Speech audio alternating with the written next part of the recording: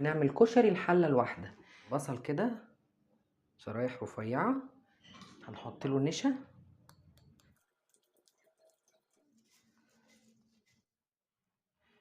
هنعمل ايه بقى تاني حاجه؟ المفروض ان احنا نحمر الشعريه، بس انا عندي الشعريه محمره فهخليها في الاخر. كل كوبايه رز احط لها نص كوبايه عدس. عملت ايه في العدس بقى؟ لازم تنقعيه على الاقل ساعه في ميه دافيه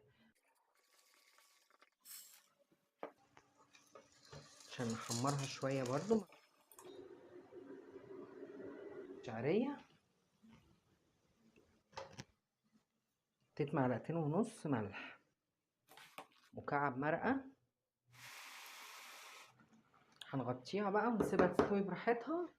شايفين بقى الكشري عامل ازاي؟ ادي كشري الحله الواحده. ايه رايكم بقى؟ ما تنسوش لو عجبتكم تعملوا لايك